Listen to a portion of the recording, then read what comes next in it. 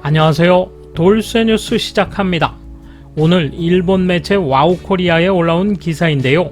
제목은 차기 총리 자민당 총재 선거, 한국이 한일 관계의 관점에서 주목하는 3명의 의원은 입니다. 사실상 폭탄을 터뜨리고 도망치는 스가 총리. 하루 사이에 일본은 정말 폭탄을 맞은 듯 난리가 났는데요. 유력 차기 후보 3인에 대한 한국의 평가를 다룬 기사에 누리꾼들이 벌떼처럼 몰려와 생난리를 치는군요. 손끝인 구독, 좋아요.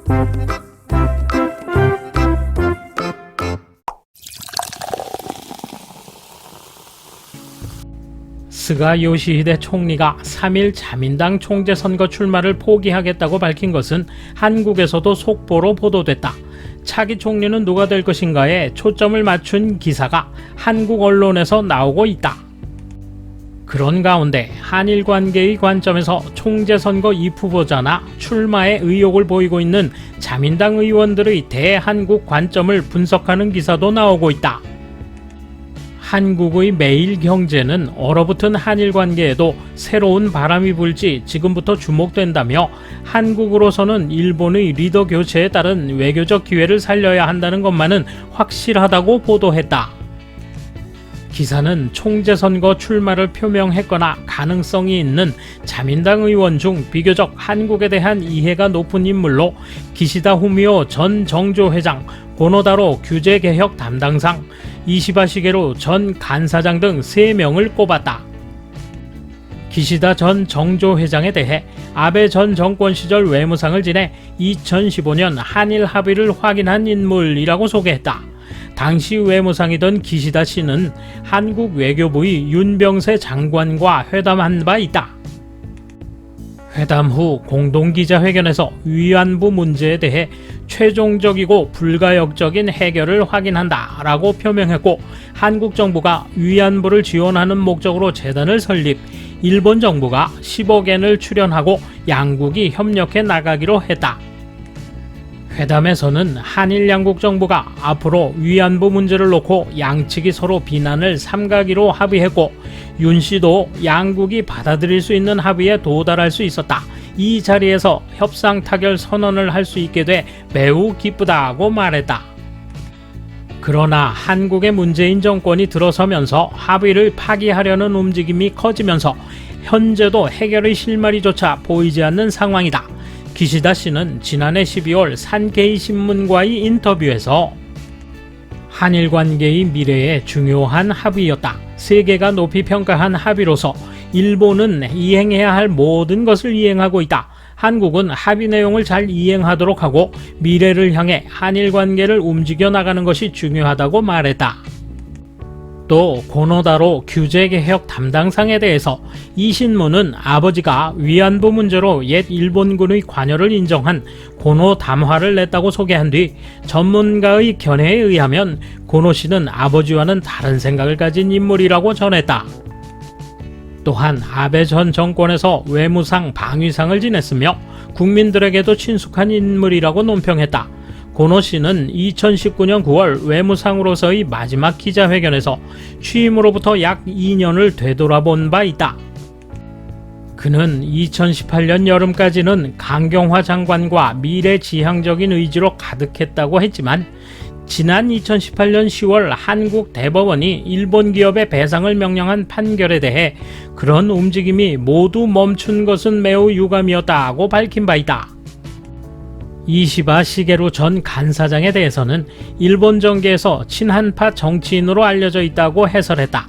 또한 한일 관계 개선의 필요성을 강조해온 인물이기 때문에 이시바 씨가 차기 총리가 되면 한일 관계 개선의 단서를 찾을 수 있을 것이라는 기대도 나오고 있다고 전했다.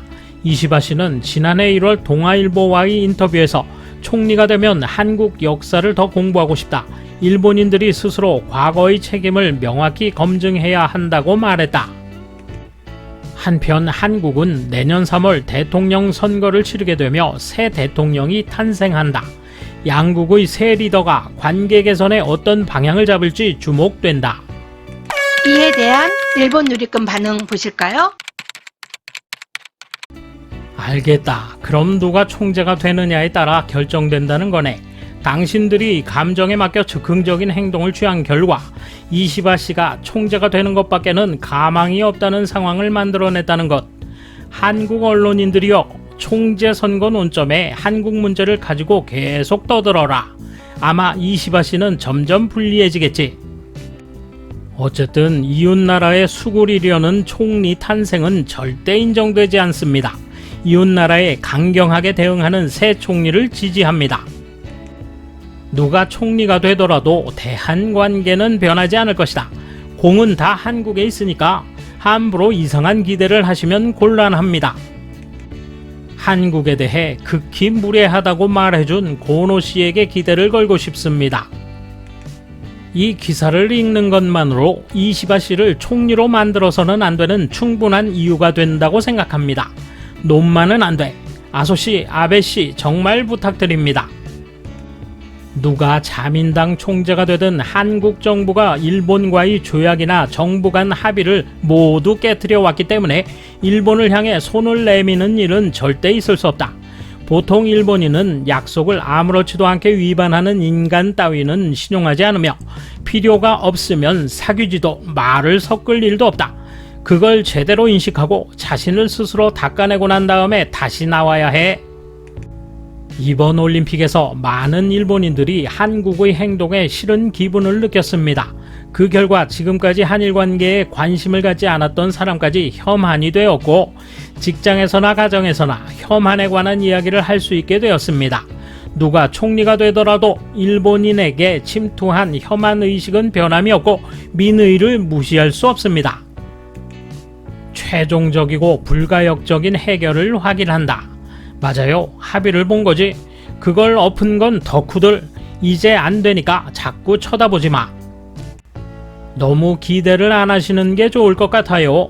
이 마당에 친한국 정부가 어디 있겠습니까? 거리를 좀 더 두죠. 국민이 총리를 선택하지 못한다면 적어도 가장 먼저 독도 문제를 해결해 줄 인물을 희망한다. 코로나는 아직 갈 길이 먼 어둠 속에 있다. 새 총리에게는 눈앞에 있는 문제의 우선순위를 높여주길 기대한다. 지금의 한국에 손을 내미는 것은 국익을 해치는 것이기 때문에 누가 총리가 된다고 해서 당신들이 기대하는 상황이 되지는 않을 것이다. 아베 정권이 어렵게 위안부 문제를 매듭짓기 위해 귀국과 겨우 합의했을 때의 외무상이 바로 기시다 씨다. 레이더 조사 사건 때 외무상이었던 사람이 고노 씨, 모두 지한파라고 할 수 있지.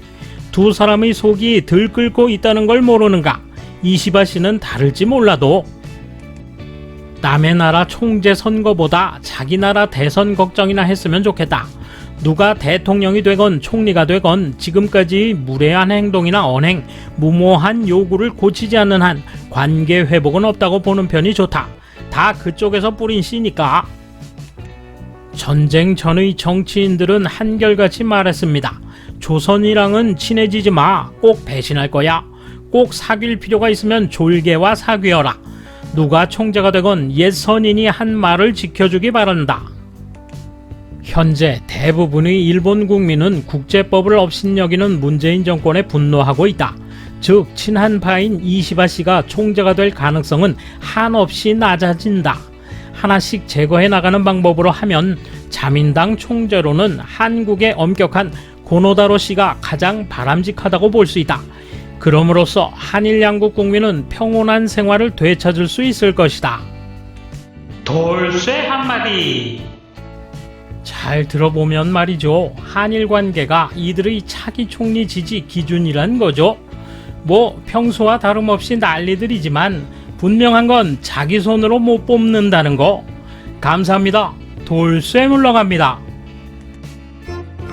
이번 소식은 여기까지입니다. 시청해주셔서 감사합니다. 돌쇠처럼 우직하게, 마님처럼 화끈하게.